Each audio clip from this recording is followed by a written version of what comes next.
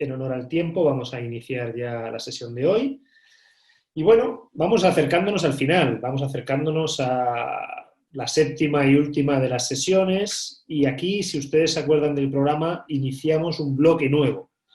El programa de este curso estaba dividido en 3 bloques. El primer bloque estaba concebido como una especie de diagnóstico de la situación actual, diagnóstico de nuestra condición de proyectos históricos también, ¿verdad? Como una primera esperanza ante esa situación actual.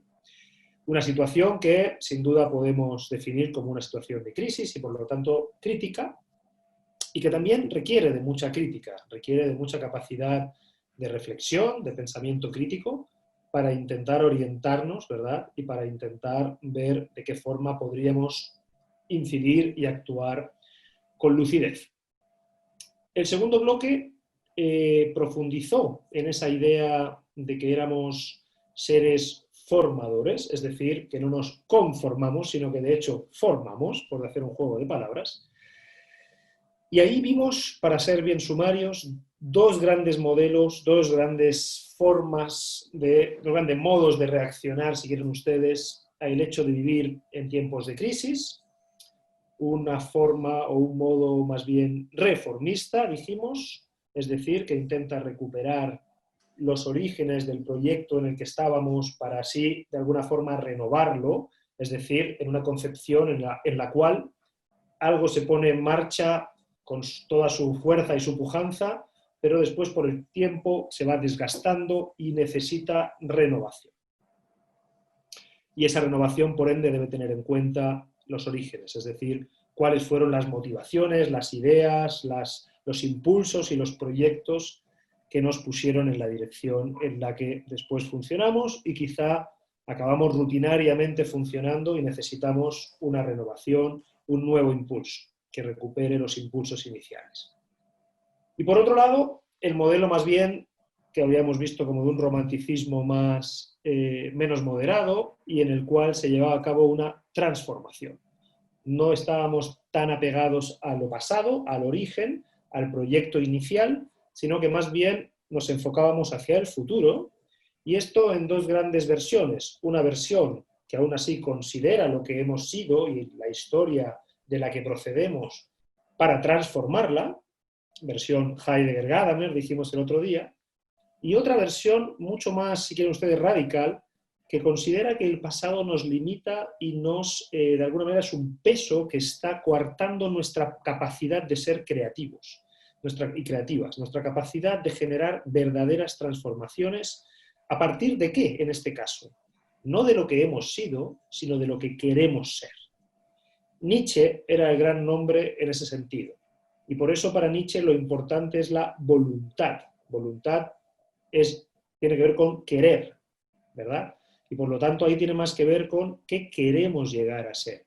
Qué es lo que nos hace sentir que estamos en la posibilidad más elevada, potente de nosotras y nosotros mismos. Y eso es lo que debe primar por encima de si fuimos en el pasado tal o cual cosa, si ciertos valores fueron dominantes, si nos enseñaron X o Y.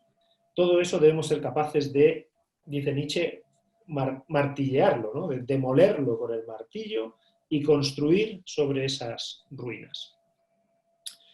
Ahora empezamos, digo, el tercer bloque. Después de haber mostrado el diagnóstico y distintas formas de afrontar una crisis, como las que acabo de resumir de nuevo, lo que tenemos es ya el tercer bloque, en el cual nos dirigimos más directamente un poco a una fase, por así decir, más constructiva, si ustedes quieren. No tanto del diagnóstico y de posibles modelos, sino más bien una fase propositiva, en la que nosotros decimos filosofía y empresa en tiempos de transformación, así se llama el bloque, ¿verdad? Así se llama este tercer módulo, que tiene este día y el próximo como 2 sesiones. Y lo que queremos entonces es intentar aportarles también luces en un contexto tan complejo como el actual, de cara a poder enfocar la acción transformadora. Y eso lo queremos hacer en 2 pasos. El primer paso, que es el que vamos a dar hoy, lo que intenta es mostrar, como dice el título, que ningún tiempo pasado fue mejor. Es decir, el subtítulo de esa parte de mi charla es Conflictos y crisis como constitutivos de la historia. como elementos constitutivos de lo histórico, es decir, del ser humano. No es que ahora tengamos crisis, es que quizá, de la mano de los autores que hoy veremos, lo que se nos va a mostrar es que ser como nosotros somos implica una constante transformación, en realidad. De manera que los conflictos, llegar a no estar de acuerdo con nosotros mismos para empezar y con otros, ¿verdad? Con la situación y con el contexto, por un lado, y por ende también las crisis, es decir, las rupturas, serían constitutivas de lo que nosotros somos. Esos dos autores que hoy nos van a servir para hacer ese hilo conductor, uno ya lo vimos muy brevemente, es Hegel, lo vimos la semana pasada, tanto en mi sección como en la parte de Rodrigo, y el otro no lo hemos visto todavía, pero lo vamos a ver hoy también después de la mano de Rodrigo y en la discusión con Schumpeter, que es Marx, ¿de acuerdo? Hegel y Marx consideran que la historia, y eso quiere decir, en el fondo, el despliegue del ser humano, ¿verdad? El ser humano en sus distintas maneras de ir siendo a lo largo del tiempo, eso es la historia, tiene como motor el conflicto. El conflicto, la ruptura y la crisis. No la continuidad, no, digamos, el estar a bien todos con todos, sino que justamente las tensiones y los conflictos serían el motor de la historia. Y después, con Rodrigo, veremos cómo en Schumpeter eso es leído en clave de que es necesario destruir para crear. Y el capitalismo sería una forma justamente de destrucción creativa, ¿verdad? Si han tenido ocasión de leer los textos, las lecturas que les dimos para hoy, lo habrán podido comprobar de la mano de Schumpeter. En la primera sesión dijimos que la modernidad era un tiempo de crisis. ¿Se acuerdan? Mostramos cómo la modernidad era un tiempo en el cual los pensadores de esa época ponían en cuestión la herencia recibida, ponían en cuestión tanto el conocimiento recibido como lo que se suponía que eran las fuentes legítimas de conocimiento, a saber, la autoridad, por ejemplo. Tanto los valores recibidos como, de nuevo, quiénes eran quienes decían cómo debemos determinar qué valores nos rigen nuestra vida. De nuevo la autoridad, ¿verdad? Todo eso era puesto en cuestión por estos pensadores modernos y por eso dijimos que en la modernidad es un tiempo esencialmente crítico, es decir, que toma distancia de lo heredado, lo somete a crítica, lo somete a juicio y eventualmente lo transforma si le parece que no es adecuado. Ahora lo que vamos a ver es que para Hegel y para Marx, ese elemento de crisis, de constante transformación, y de hecho una transformación que en algún sentido va apuntando hacia una mejora, eso no es solo propio de la edad moderna, sino que es propio de la historia humana en su conjunto. Esta sería la tesis, si quieren ustedes, novedosa, que vamos a ver hoy, y ahora parto con la exposición de estos autores, ¿de acuerdo? Pero recuerdo, nuestro punto de partida fue mostrar la modernidad como un tiempo de crisis, mostrar la posmodernidad en la que vivimos como un tiempo de crisis ya acelerada, una modernidad líquida, dijimos, de la mano de Bauman. Con Hegel y con Marx lo que tenemos es autores que están diciendo que en realidad toda la historia humana, y eso quiere decir la historia en definitiva, ¿verdad? Toda la historia ha funcionado, por decirlo así, a base de crisis y de conflictos. Y que si no hubiera crisis y conflictos, tampoco habría, digamos, ningún tipo de progreso, ningún tipo de mejoras. Y por lo tanto, nuestra primera sesión de hoy, que ya les habla a ustedes y al mundo de la empresa, el mensaje que quiere dar en un primer momento, en esta parte que a mí me corresponde, es lo que dice el título. No pensemos que porque ahora estemos en un tiempo complejo, y qué duda cabe de que lo estamos, un tiempo donde hay que hacer grandes redefiniciones a nivel planetario, a nivel de cómo vivimos y cómo entendemos el mundo, y por eso son importantes las ideas, para intentar tener algo así como modelos que nos ayuden a repensar el mundo en el que vivimos, y sobre todo, el modo como vemos el mundo en el que vivimos. Esto es necesario hoy en día, qué duda cabe. Estamos en un momento en el que tanto a nivel país como a nivel mundial, en términos políticos, en términos económicos, en términos sociológicos, en términos ecológicos, ¿para qué decir? Sentimos la necesidad, y en términos sanitarios, ¿qué vamos a decir más, verdad?, en el momento actual, la necesidad de replantearnos cómo estábamos haciendo las cosas. Eso es, por definición, un tiempo de crisis. Un momento de crisis es aquel en el cual tomamos distancia, decíamos, del modo como hemos hecho las cosas hasta ahora, de aquello que se ha vuelto obvio, y nos replanteamos cómo creemos que debemos proyectarnos hacia el futuro y, por lo tanto, cómo debemos transformar. Por eso son tiempos de transformación. Ahora bien, cuando esto sucede, podríamos pensar que estamos mal, que lo ideal sería quedarnos como estábamos, que la crisis es el síntoma de una debilidad, de algo que es decadente, de algo que está mal. Lo que querríamos transmitirlos con esta sesión de hoy es justamente algo mucho más tranquilizador. No, eso ha sido siempre así.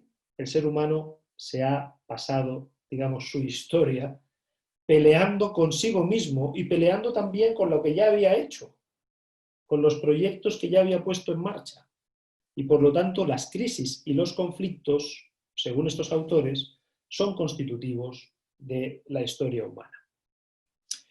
Fíjense lo importante que es darse cuenta de estas ideas. Insisto, si nosotros creemos que las cosas son de una manera y que cuando dejan de ser de esa manera lo que ocurre es que decaen, ¿verdad? Es que empeoran, es que están en crisis y eso quiere decir están en decadencia, sin darnos cuenta tenemos una concepción, y ahora voy a decir unas palabras que después aclararé, sustancialista y, por cierto, conservadora de la historia. Pensamos que las cosas son lo que son y no pueden ser de otra manera, primero, por eso sustancialistas, ahora lo explicaré mejor, y segundo, cuando cambian, necesariamente cambian a peor. Necesariamente todo cambio es una decadencia. ¿De acuerdo? Fíjense, no nos hemos ni dado cuenta de esto, no hemos oído hablar de sustancia, no hemos oído hablar de conservadurismo quizá un poco más, pero no hemos oído esos conceptos. Y sin embargo, la manera como vemos el mundo está marcada por una determinada concepción que tiene un origen filosófico. Y ahora me gustaría ejemplificarles eso para que no les suene tan abstracto. Platón. Voy a partir por el gran origen de la filosofía. Fíjense en esta pantalla, excepto, sobre todo las personas que tenemos cámara o por lo menos una foto, ¿verdad? ¿Qué ven ustedes? Seres humanos. ¿Sí? En su mayoría. En algunos casos se ven árboles, cuadros, pero me refiero a las personas que estamos acá. ¿Verdad? Fondos de pantalla, algunos bien interesantes, por cierto. Pero todo ello, lo que vemos son seres humanos. Y todos diríamos que es lo mismo, todo. ¿Verdad? Lo que veo en esta pantalla, en esta, en algún sentido específico es siempre lo mismo, a saber, son seres humanos. Sin embargo, si se fijan bien, lo que ven en cada caso es muy distinto, ¿verdad? Si yo miro a Rodrigo, miro a Enrique, miro a Nancy, miro a Soledad, a Consuelo, lo que veo en realidad son los datos que me llegan, son realmente muy distintos. ¿No es cierto? Hay una pluralidad, evidentemente. Primero. Y segundo, supongamos que tuviéramos aquí ahora una colección de fotos de cada uno de nosotros desde los 2 días hasta los años que tengamos, que no nos vamos a preguntar, ¿verdad? En este momento, pudiéramos ver toda una serie de progresión, ¿verdad?, de imágenes variables de cada una de nosotros. También diríamos que estamos viendo lo mismo y, sin embargo, de hecho, veríamos una enorme diferencia. ¿No es cierto? Sin embargo, a pesar de todo, decimos, es lo mismo en cada caso. Todos son seres humanos. Bien, esta forma de ver las cosas no nos la hemos inventado nosotros. Nosotros podríamos decir lo contrario. Aquí hay pluralidad. Hay una pluralidad constantemente cambiante. ¿No es cierto? Cada uno de nosotros es distinto y además cada uno de nosotros ha cambiado muchísimo a lo largo de los años que tenemos. Por lo tanto, podríamos tener una, permítanme decirlo así, una ontología, una forma de entender cómo son las cosas, que más bien se basara en una pluralidad y una, casi que diría, un cambio constante, ¿verdad? Una movilidad constante. Sin embargo, no es así como las vemos. Inmediatamente pensamos que, en algún sentido, todo es lo mismo. Bueno, eso viene del pensamiento griego y particularmente de la forma como Platón intentó responder al problema de la realidad. Platón lo que dijo fue, sí, ciertamente, aquí hay mucha variabilidad, lo que es ser humano cambia, depende de qué ejemplar me fije, ¿verdad? Las cualidades que llegan, las características, los datos son muy distintos y sin embargo hay algo así como la humanidad, el carácter de ser humano. El ser humano no se limita al conjunto de características que efectivamente en cada uno y cada una de nosotros son distintas, sino que hay algo así como una esencia o sustancia, por eso dije esto, esa palabra, que sería idéntica en todos los casos. Y además, segundo, que no varía, porque cada uno de nosotros además varía, ¿verdad? Va cambiando a lo largo del tiempo. En cambio, esa sustancia o esencia o idea, como lo dice Platón, no cambia, no varía a lo largo del tiempo.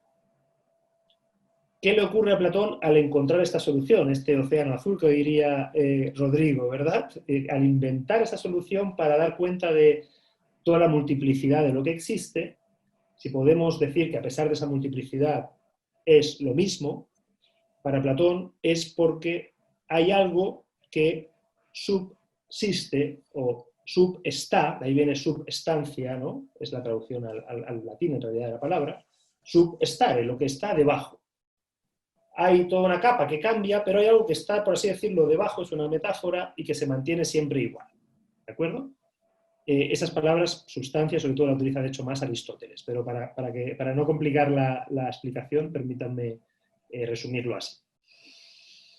¿Qué le ocurre a Platón? Para explicar eso tiene que decir, ¿pero cómo? Si lo que ocurre es que todo el rato hay cambio. Y entonces Platón va a decir, efectivamente, en este mundo todo el rato hay cambio, pero hay algo que no cambia y que por lo tanto no es un dato más, tiene que ser algo distinto, tiene que ser algo de un carácter distinto.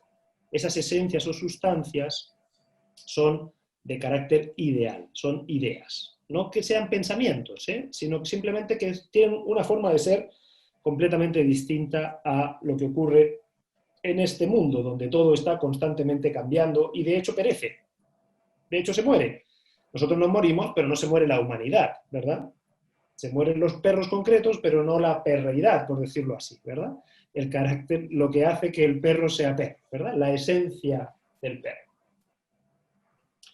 ¿Qué consecuencias tiene ver así las cosas? Lo primero es que el mundo en el que nosotros vivimos es un mundo en realidad de apariencias, porque lo que verdaderamente es, ni cambia ni es diverso, sino que es uno y es siempre idéntico a sí mismo. ¿Se entiende? La humanidad no es Enrique, ni es, qué sé yo, Alejandro, ni es Sebastián. Sebastián, Enrique, Alejandro y todos los demás participamos de la humanidad. Pero la humanidad es una idea que propiamente no tiene estos caracteres físicos que tenemos nosotros, un cierto cuerpo, una cierta distribución de los órganos, etcétera, etcétera. Perfecto. Y quien dice la humanidad dice cualquier otra cosa, ¿vale? Piensen en lo que sea, porque de cosas que son muy diversas entre sí podemos decir aún así que son la misma. Es el problema de la identidad. ¿Cómo podemos decir que las cosas son las mismas? No me quiero enrollar mucho, pero fíjense lo que se deriva de ahí. Lo que de ahí se deriva es que las cosas son ellas mismas, son siempre iguales, no cambian, son una, es una que no cambia, ¿verdad? Y tercer aspecto, son independientes unas de otras, porque lo que sea el ser humano y lo que sea el perro son dos cosas distintas, pero no solo son distintas, sino que no dependen mutuamente, ¿verdad? La esencia del perro consistirá en una serie de cualidades que un perro debe tener necesariamente para ser perro. La esencia del ser humano, lo mismo, pero entre ellas no guardan ninguna relación. No es que el perro sea perro porque el ser humano es ser humano, ¿verdad? Sino que son dos cosas diversas. Tres elementos entonces. Son una, inmutable e independiente. ¿Sí? Las sustancias son así. ¿Qué hay? Platón dice, y el resto lo que hay es apariencias, ¿no? Cosas que parecen ser el ser humano, pero no son en realidad el ser humano, porque el ser humano en realidad sería solamente la esencia del ser humano. Todos nosotros seríamos manifestaciones de esa esencia, pero ninguno seríamos la esencia misma, ¿verdad? Ninguno de nosotros somos la humanidad, sino que somos un ejemplar de ser humano. ¿Se entiende hasta aquí? Me importa que se queden con esas tres características. Las esencias son unas, no hay 3 ideas de ser humano o 14 esencias de ser humano, hay una. Es siempre idéntica a sí misma, no varía, no llegado a ser, no llegó a ser, sino que siempre está fuera del tiempo, dicho de otra manera, ¿verdad? Y tercero, son independientes, son aisladas, por decirlo de alguna forma, ¿verdad? Bueno, esta forma de ver la realidad, pensaba explicar un poco cómo lo ve Aristóteles, pero voy a saltar a Hegel de una para no enrollarme tanto. Esta forma de ver la realidad nos marca más de lo que creemos. Antes mismo hemos dicho que somos, y todos diríamos que somos seres humanos, ¿y eso qué quiere decir? Que participamos en algún sentido de algo que por más que nosotros seamos variables, no cambia. ¿De acuerdo? Lo mismo con los árboles, las lámparas, los perros, lo que sea, lo que a ustedes se les ocurra. Bien, ¿qué va a decir Hegel? Que esa manera de ver la realidad no tiene absolutamente nada que ver con lo que de verdad son las cosas, por decirlo así. Porque fíjense cuál era el problema que tenía Platón. El problema que tiene Platón es que en este mundo hay cambio, y hay cambio constante. Nosotros mismos estamos modificándonos constantemente, las cosas son diversas entre sí, además se deterioran o se mejoran, ¿verdad? Hay distintos procesos por los cuales las cosas se transforman también. Si la sustancia es aquello que no se transforma, toda transformación Platón la va a ver como, insisto, un signo de algo inferior, algo que no está tan bien. ¿De acuerdo? Lo que es perfecto no cambia, porque si ya es perfecto no tiene que cambiar, no tiene que mejorar nada, ¿verdad? Bien, ¿qué va a decir Hegel? Bueno, esto nos condena a que el mundo en el que vivimos sea algo, por así decirlo, malo. Por eso en el cristianismo después el platonismo es muy importante. Leer este mundo como un mundo no solo de apariencias, sino también imperfecto y de hecho, en clave cristiana, pecaminoso, y por ende lo que hay que intentar es llegar a ese mundo donde las cosas son siempre lo mismo, son ellas mismas y son la mejor versión de sí mismas, por decirlo así. ¿Verdad? ¿Qué va a decir Hegel? Esta forma de ver el mundo no solo condena nuestro mundo en el que vivimos, sino que además condena el cambio como algo malo. ¿Verdad? Lo suyo, lo mejor sería que las cosas no cambiaran porque significaría que ya son perfectas. Sin embargo, si hay cambio, puede ser que sea un cambio justamente hacia peor, hacia la decadencia. Aristóteles muy brevemente no coincidía con eso. Él pensaba que las cosas cambiaban y que podían cambiar hacia su perfección. Por ejemplo, una semilla que llega a ser después un árbol, ¿verdad? El cambio es parte de llegar a ser lo que se es. Fíjense, Aristóteles ya introduce el cambio en este mundo. A menudo llegamos a ser la versión más perfecta. Y también, por cierto, dejamos de serla, decaemos después. ¿De acuerdo? Hay una cosa más biológica en la forma de ver el mundo en Aristóteles. Hegel, ¿qué va a decir? Bien, Aristóteles vio algo importante. Las cosas no son, las cosas llegan a ser. Fíjense lo que hemos dicho antes. Las cosas son siempre ellas mismas, no llegan a ser, sino que no cambian y son independientes. Hegel va a poner todo esto en cuestión. Y su tesis es la contraria. Las cosas no son ellas mismas, llegan a ser ellas mismas y lo llegan a ser por la interrelación con todas las demás cosas. ¡Wow! Esto sí que es otra forma de ver las cosas. Ahora lo explico, que ya veo caras de no estoy entendiendo. Ahora lo explico. Por ejemplo, hemos dicho de nosotros mismos, desde una perspectiva platónica, aquí ¿qué tenemos? Gente muy diversa entre sí, características muy diversas y aún así unidad. Todos somos seres humanos, todos somos lo mismo. Manifestaciones imperfectas de la esencia del ser humano. ¿De acuerdo? Así vería Platón esta pantalla. ¿Cómo la vería Hegel? Lo que usted y usted son depende de lo que somos todo el resto. No es independiente. ¿Por qué? Porque ¿usted quién es? No, yo soy hijo de... Ah, ok, eso es una relación. Usted no es independiente. Para empezar, no es independiente porque si no, no hubiera nacido. ¿Ya? Usted nació porque había alguien antes que usted. Entonces, usted llegó a ser gracias a otros. Pero no solo biológicamente, usted ya nació en una familia. ¿Qué quiere decir eso? En un contexto de relaciones. en el cual a usted le dijeron que tenía que hacer ciertas cosas, que tenía que comportarse de cierto modo, que tenía que vivir de un cierto modo, que después fue a la escuela. ¿Y qué pasó ahí? Que se reunió con otro tipo de personas que configuran quién es usted hoy. Nosotros hemos llegado a ser quienes somos, primero, y segundo, hemos llegado a ser quienes somos justamente en una red de interrelaciones. Por cierto, somos chilenos en un contexto específico, con un paisaje específico, en un determinado momento de la historia y del desarrollo humano, de la técnica, y todo eso configura lo que somos. Somos trabajadores de una empresa, somos el jefe, somos el asalariado, somos el primo de... Somos una red de relaciones, no somos algo independiente. Eso es lo que Hegel pone en valor. Nos dice, cuidado con vernos como versiones imperfectas de un ideal perfecto que no cambia, en realidad, y que además es indiferente a todo el resto de cosas.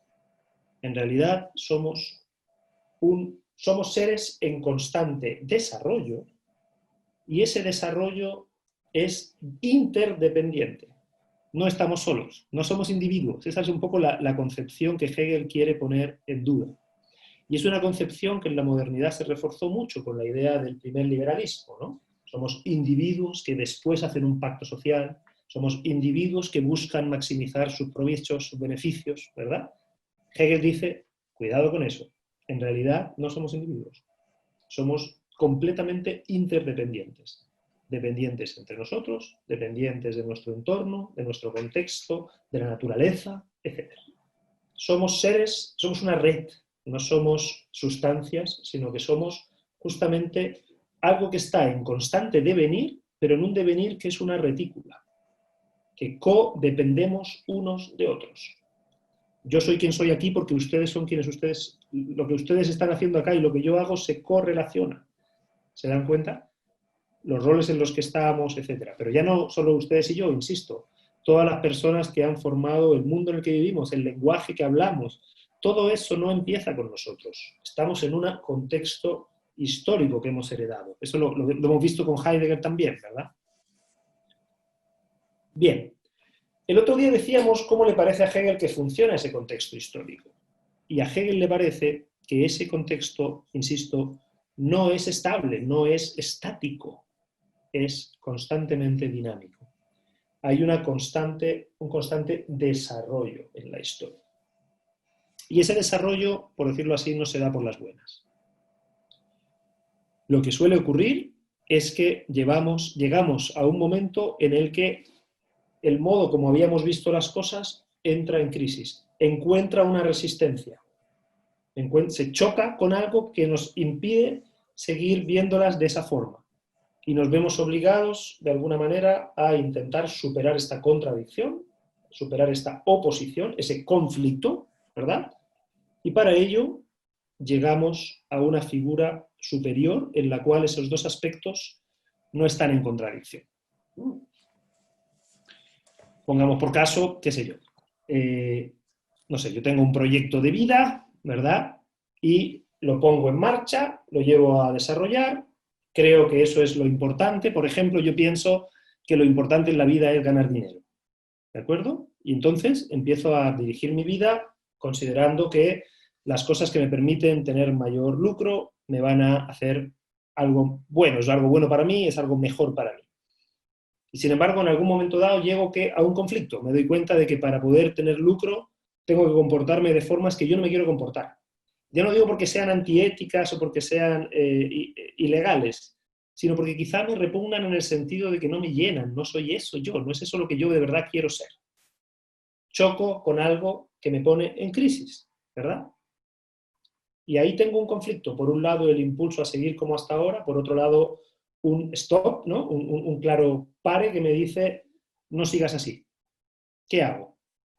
Puedo decirme a mí mismo, oye, ¿sabes qué? Que en realidad yo lo del dinero era más bien porque lo que quiero es poder desarrollarme en la vida, no sé, llevar a cabo el proyecto que tengo de vida y creo que para eso es importante ciertos recursos. Ah, ok, eso era. Entonces no hay una contradicción entre ganar dinero y ser quien soy. ¿Se dan cuenta? En un primer momento esos dos aspectos parecían contradictorios. Por un lado está ganar dinero, por otro lado está ser quien soy. ser quien yo propiamente quiero ser. Sin embargo, resuelvo ese conflicto en una forma que permite integrar los dos aspectos. Es un ejemplo que me acabo de inventar, ¿eh? Hegel no pone ese ejemplo para nada. Pero es para que entiendan la dinámica. A veces estamos en una dirección, topamos con un conflicto, con algo que nos dice no puedes seguir en esa dirección, y sin embargo logramos superar un conflicto que era aparente y llegar a una forma más plena de nosotros mismos, aquella en la que ya no nos mueve ganar dinero por sí mismos, sino hacer aquello que nos permite desarrollarnos plenamente, por ejemplo, ¿no? Y para lo cual un cierto nivel de ingresos es importante. Pongamos eso por caso. Bien, ¿por qué les decía esto? Porque entonces para Hegel el conflicto y la crisis no es algo negativo, es algo absolutamente necesario. Puede ser doloroso, ¿eh? Hegel no dice que sea qué bien, un conflicto, ¿no? Qué bueno, una crisis. No, no, no. Si es crisis es porque duele. Si no duele, ahí todavía estamos, de alguna manera, haciéndonos un poco los tontos y no estamos atendiendo a que tenemos que desarrollarnos. Pero fíjense en su vida, todas las crisis que han tenido probablemente les han llevado a tener que superarse. Esa es un poco la idea de Hegel. Superarse significa superar tanto la forma como estaba viviendo como aquello que ha puesto en conflicto esa forma y lograr una forma que en algún sentido recupere lo mejor de cada uno de estos dos aspectos y los lleve a otro nivel. ¿De acuerdo? Bien, a esa dinámica la llama Hegel, y de hecho, curiosamente basándose en Platón, dialéctica. Dialéctica. Algo que choca contra algo y sin embargo da como resultado una tercera figura que recupera las dos anteriores. ¿Se entiende? A partir del ejemplo que puse antes, por lo menos, dicho en figura es un poco abstracto, pero a partir del ejemplo creo que se puede entender. Nuestra vida está llena de momentos en los cuales confrontamos con algo y podemos hacer dos cosas, intentar ignorarlo y seguir como si nada, intentar destruir aquello que se nos opone, o bien intentar darnos cuenta que es una llamada a superarnos a nosotros mismos, ¿no? Hegel dice, así es como funciona realmente la historia humana. La historia humana funciona como un constante despliegue en el cual los conflictos hacen el papel de motor, nos sirven para superarnos. ¿De acuerdo? Marx dice lo mismo, para acabar con unas pocas palabras sobre Marx, que luego Rodrigo retomará, y termino ya, que se me acaba el tiempo. Marx dice lo mismo, pero solamente con un componente muy claro. Lo que para Marx entra en contradicción es algo muy específico. Para Marx somos seres materiales. ¿Qué quiere decir eso? Tenemos cuerpos. ¿Qué quiere decir eso? Si no comemos, nos morimos. Eso lo sabemos todos. Pero nosotros no comemos cualquier cosa. Nosotros transformamos el entorno en el que vivimos, lo transformamos con nuestro trabajo, con tal de poder justamente crear nuestras condiciones de vida, de seguir viviendo. Y por lo tanto, trabajamos. El ser humano, que ya es algo que Hegel ya dijo, que para Hegel también es muy importante, el ser humano transforma su entorno. Y lo transforma con la ayuda de instrumentos que él mismo crea, con la técnica. Ya sea desde no sé, ¿no? un hacha de sílex que le sirve para, ya sea para cazar o para hacerse ropa o para lo que sea, ya sea, qué sé yo, ¿no? Un computador de última generación. El ser humano transforma su entorno a través de herramientas que él mismo también fabrica. Y además el ser humano transforma su entorno junto con otros seres humanos. De nuevo, esa idea sistémica, como en Hegel. No individualmente, sino en un determinado grupo social, que está armado de una cierta manera. Si ustedes toman eso, Hegel va a decir, ok, lo que sucede es lo siguiente. Tenemos por un lado la fuerza productiva, los seres humanos, tenemos por otro lado los medios de producción, ¿verdad? Los instrumentos que creamos para producir, tenemos por otro lado la materia prima, esa naturaleza que transformamos para hacernos la propia y para poder subsistir, ¿verdad? Y por último, tenemos que todo eso lo hacemos socialmente. ¿Qué significa eso? Que tenemos distintos roles. Pongamos por caso que estamos en una sociedad en la cual la forma agrícola, por ejemplo, sea dominante, y sin embargo, obviamente, ¿qué tenemos ahí? Una forma de hacer uso del suelo para producir alimento. Perfecto. Pero ¿con qué? con ciertas herramientas que el ser humano ha ido perfeccionando justamente en su manera de trabajar ese suelo. Muy bien, ¿con qué? Con la fuerza humana, ¿sí? Pero ¿cómo? Bueno, puede ser de muchas formas. Y en algunas de ellas, unos tienen la tierra y otros la trabajan. En algunas de ellas, unos tienen la tierra, otros la trabajan, la tierra es suya y le pagan un tributo, ¿verdad? En algunas de ellas, la tierra es de todos y la trabajamos entre todos. Y por eso Marx distingue entre los medios de producción, es decir, la fuerza de trabajo, la técnica, ¿no? las herramientas y las materias primas, eso es lo que entra en juego a la hora de producir algo, y eso lo distingue de las relaciones de producción. Con la misma tierra, instrumentos técnicos y fuerza de trabajo, puedo tener esclavismo, feudalismo, capitalismo o comunismo. ¿Se entiende? Es decir, puedo obligar a unos a trabajar para mí y no tienen nada, no ganan nada más que la comida con la cual subsisten, esclavismo. Pueden trabajar para mí porque me pagan una parte de lo que cosechan, ¿verdad? Feudalismo. Pueden trabajar para mí porque les doy un salario para que lo hagan, capitalismo. O pueden no trabajar para nadie, sino que todos trabajamos para todos, comunismo, ¿no? Eso es como lo veía Marx. ¿Qué es lo que entra en conflicto para Marx en la historia?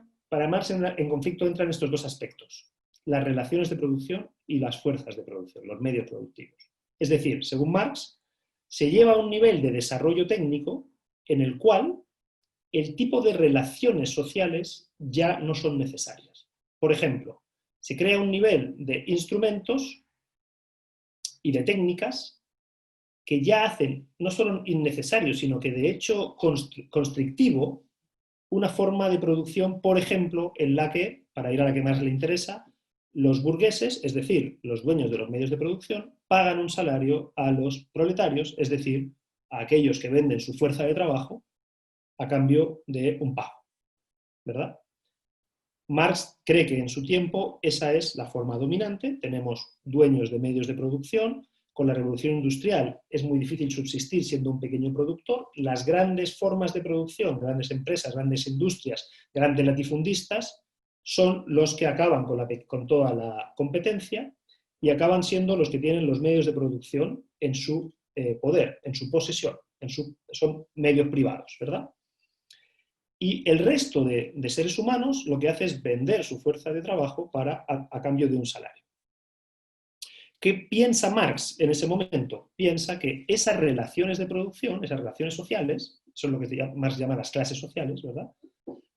Están en contradicción ya con un modo de producción que permitiría y de hecho potenciaría aún más los medios de producción si no estuvieran en manos de unos pocos.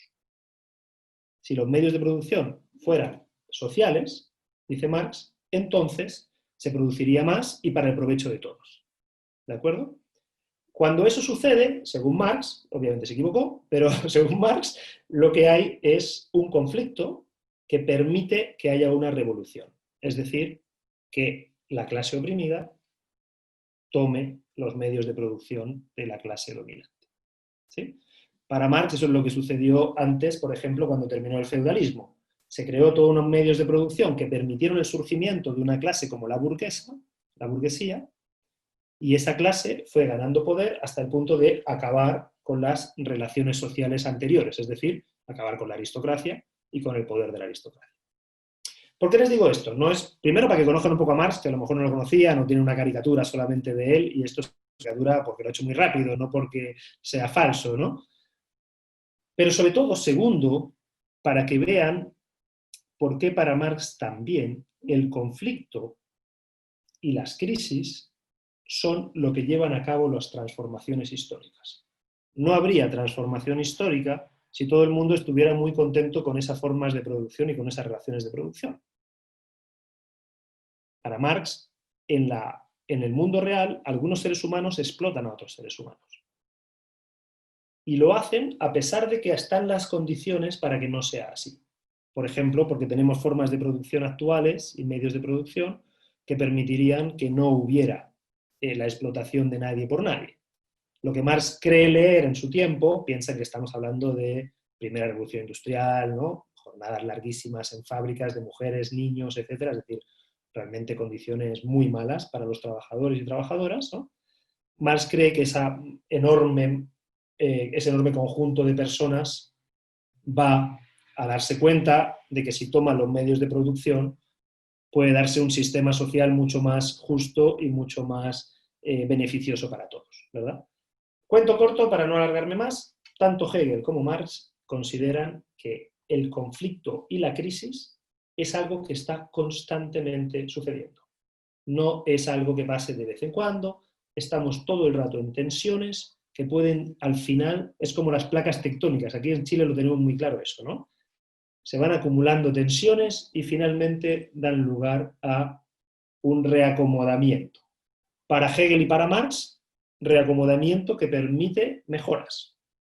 Ellos no lo ven como decadencia, lo ven de hecho como progresos que permitirían, de hecho, reconocer más a todos los seres humanos como iguales, por ejemplo, como interconectados, eso que decíamos, ¿no? Esa mirada sistémica que tienen, y por lo tanto acabar con quizá todos esos conflictos de clases o estos conflictos de no reconocer al otro como tal, ¿verdad? Eso, para hoy yo creo que es lo que, pero lo que les quiero transmitir no es una doctrina, no es Hegel y Marx tienen razón. Lo que quiero transmitirles de verdad es ningún tiempo pasado fue mejor. Siempre ha habido crisis, siempre ha habido conflictos. Por lo tanto, tenemos que intentar ver con qué herramientas afrontamos la actual crisis y los actuales conflictos. Ese es el mensaje. No se queden, por favor, con un mensaje equivocado. Eso es lo que quería transmitirles hoy. Muchas gracias. Vamos a tomar exactamente desde donde dejó Paco sobre la transformación económica, o más bien del aparato productivo, y se va a anclar en una maravillosa discusión entre Schumpeter y Marx, que escribieron con 70 años de diferencia, que a mi modo de ver son las dos personas que tienen, o los primeros que dieron interpretaciones alternativas de lo que es el sistema económico en que vivimos, que lo llaman capitalismo. A mi modo de ver, si Schumpeter tiene razón, debiera tener otro nombre, pero como no tengo ese nombre, sigámosle llamando capitalismo. ¿Cómo hemos ido llegando hasta acá? Para tener un resumen, en la primera clase lo que hicimos nosotros fue establecer nuestra ideología más probable.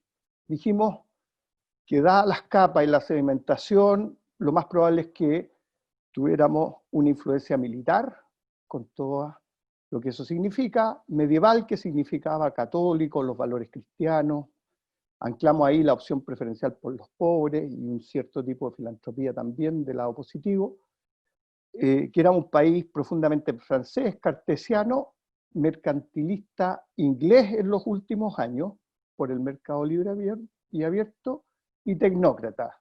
La idea de que los que mandan son los que saben de técnica, en este caso lo podríamos asociar a lo humanista.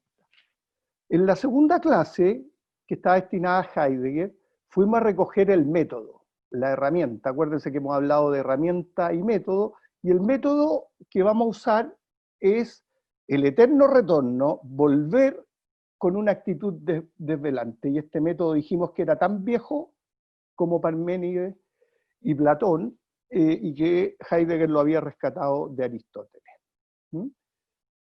Cuando vimos a Hume y a Kant, hicimos un desvelamiento de los millennials y que nos decían que no querían ser como nosotros, que tenían otros valores. Era la hipótesis que planteamos: no quiero casa grande, no quiero auto, no quiero 4 hijos, quiero cambiar el mundo, no quiero vivir para la plata. Y nosotros los tabulamos como personas más románticas. Los millennials en general no son tan deudores de las 3 primeras capas ideológicas, en mi opinión. No son tan deudores del tema militar, del tema feudal y del tema francés, y son muy deudores de esta lógica transaccional mercantil y la lógica tecnocrática. Y los románticos trajeron al mundo, por ahí por la época de la Revolución Francesa, un set nuevo de valores. El populismo, que lo habíamos definido como la idea de que cada pueblo es una expresión de algo; el simbolismo, en la verdad, como la idea que la verdad no se agarra, que es sublime, ¿ah? El expresionismo, en el sentido del artista, que quiere expresar algo con su vida, hacer algo único, ¿m? El concepto de lo profundo, de que las cosas no basta con describirlas, no basta con mirarlas como la ciencia, sino que hay algo así como una profundidad. Hablábamos de que Heidegger era más profundo que Poe, pero que una persona que es capaz de escribir 5 planas versus una que escribe 200, la segunda más, es más profunda. Y por último, una cierta paranoia así de artista optimista, pesimista, que tiende a ver teorías de la conspiración en todos lados, pero al final la dicotomía que tenemos es la dicotomía interior y exterior. ¿Ah? Y en la última clase, además de hablar de un método de inventiva racionalista tris, recorrimos a los filósofos de la ciencia desde Karl Popper hasta Feyerabend, planteando que Feyerabend planteaba, que es el camino que tenemos hacia la próxima clase, una ciencia incluso pluralista, y que era raro esto porque los científicos no admiten dos teorías que sean o sea, que se contradigan y que sean las dos ciertas. El principio de no contradicción, dijimos, tan lejano, o sea, tan antiguo como la lógica de Aristóteles. Y Feyerabend, además de anclarse en Hegel, de quien habló Paco recién, se ancla en John Stuart Mill, o sea, hace una dialéctica también entre dos personas que en la mayoría de las cosas son contradictorias. ¿Y qué es lo que recupera Feyerabend de John Stuart Mill? El pluralismo.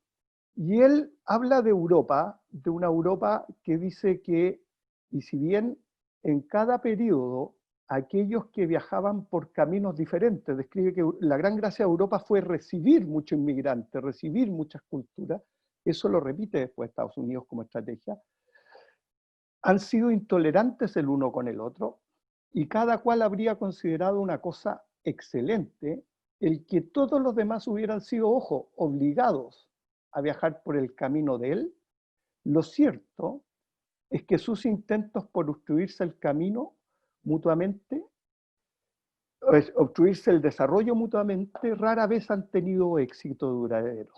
Y cada uno ha tenido, y esto es lo importante, que recibir tarde o temprano lo bueno que los otros ofrecían.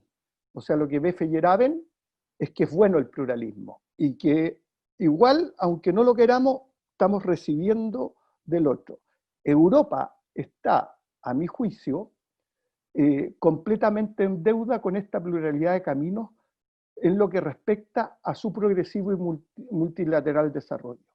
O sea, esta es la frase que Feyerabend escoge de John Stuart Mill, que es el padre de los liberales.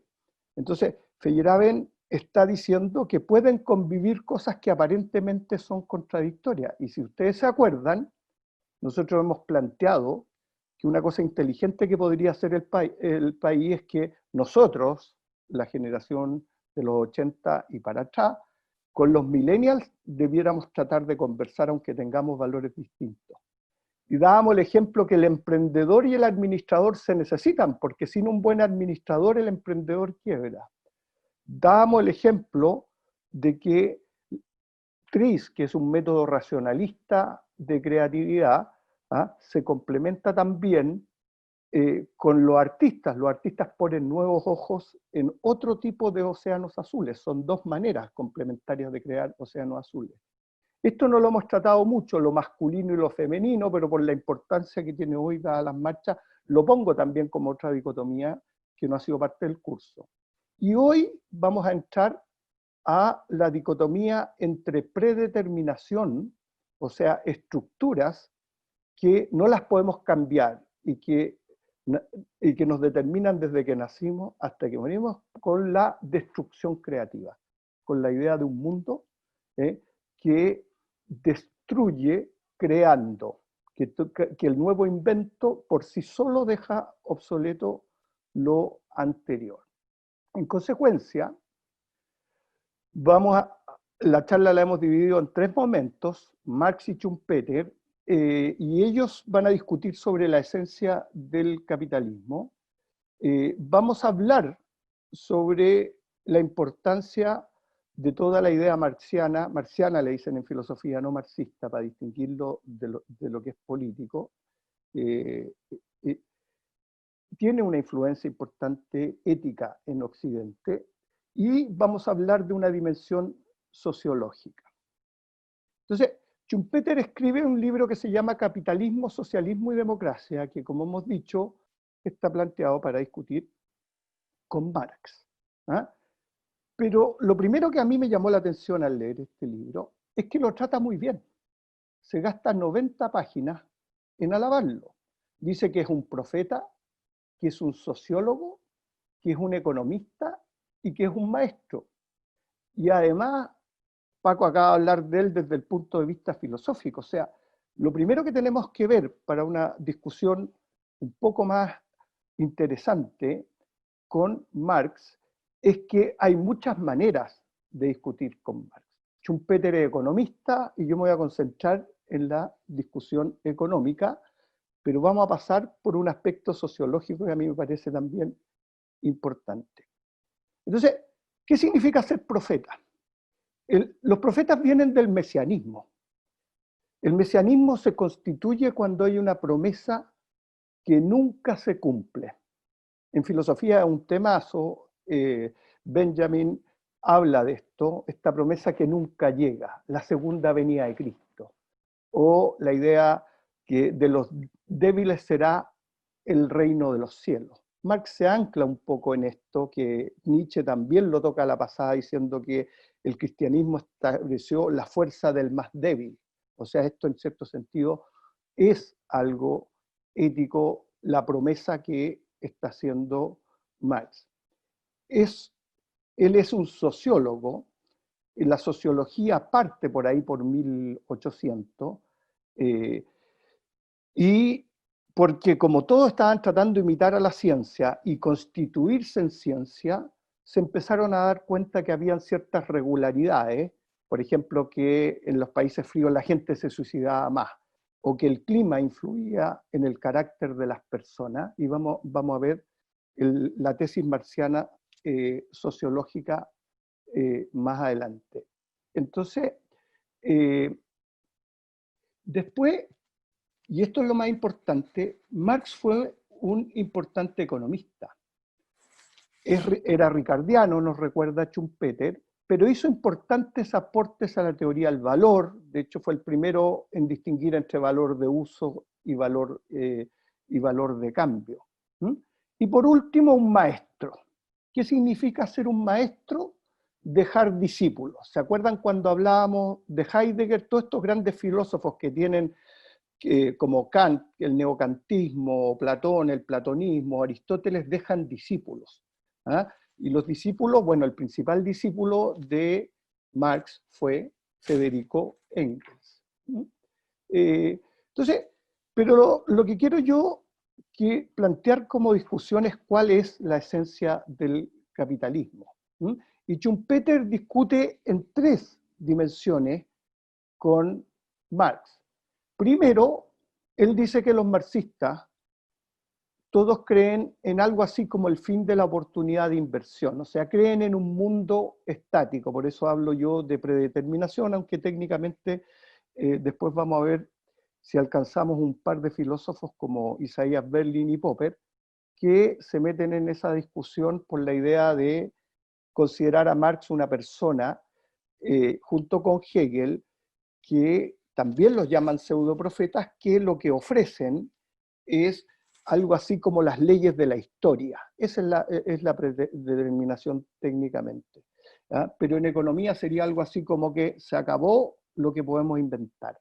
La destrucción creativa, y curiosamente Schumpeter hace la prognosis de que el capitalismo va a perder, y esto lo hace por ahí por 1945, va a perder con el socialismo, porque hay algo así como un debilitamiento del derecho de propiedad. Conversaremos respecto de eso. Y él deja muy claro que hacer una prognosis, que significa un pronóstico hacia adelante, no quiere decir que uno desee eso. O sea, un doctor que pronostica que su paciente, porque tiene cáncer, se va a morir en 6 meses, no quiere que ese pariente se muera, entonces él hace una prognosis que tendremos la oportunidad de discutir de que el capitalismo pierde por el momento. Entonces, ¿qué significa el fin de la oportunidad de inversión? ¿Mm? Normalmente el mundo ha ido creciendo, pero los marxistas de alguna manera han encontrado que esto ha sido porque se han encontrado nuevos mundos. Por ejemplo, entró China al mercado, se encontraron nuevas rutas, o la India, que son mercados muy importantes. Entonces la economía crece con eso, o encontramos el nuevo mundo. ¿Mm? Lo que Schumpeter ve es que, no con esto, porque es muy anticipado su tiempo, es que hay nuevos mundos así, algo como los mundos que creó Apple o YouTube, mundos que están creados con, hemos visto repetidamente la estrategia de los océanos azules. O sea, para Schumpeter no hay tal cosa como el fin de la oportunidad de inversión. ¿Por qué? Porque él ve la esencia del capitalismo en la destrucción creativa. Eso es muy distinto a que Marx ve que el lugar que uno ocupa en el aparato productivo te predetermina de por vida. Ahora, nosotros vamos a ir bajando para ver si es que efectivamente esto podría ser que las dos cosas estén adentro. O sea, que no haya que elegir entre uno y otro, y sino que simplemente haya que administrar esto para que sea cada vez más de una manera más humanista.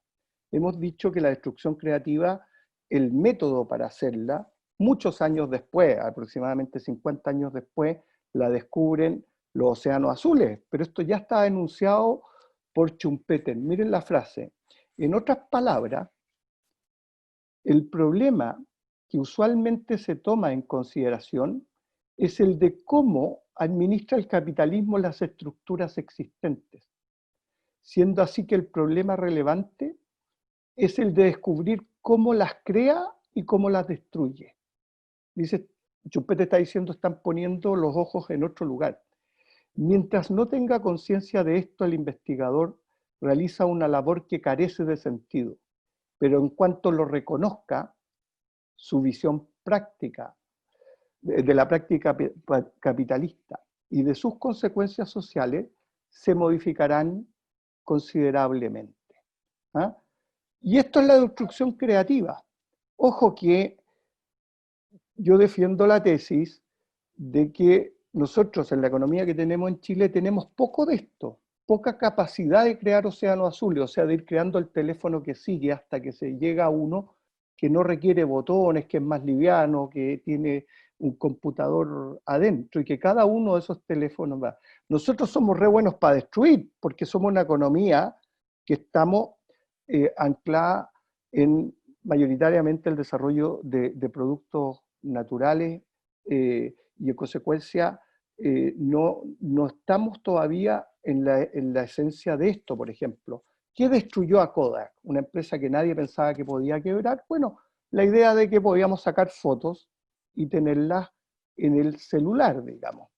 Pero esto lo ve de una manera contundente Tom Peters en el libro Reimagina. Esto lo tocamos en una pregunta de la clase pasada y aquí venía. Entre 1980 y el 98, Europa creó 29 millones de empleo, 4 millones y Estados Unidos 29 millones. Y Tom Peters se pregunta cuál es la diferencia entre estas dos cifras más allá de los obvios 25 millones.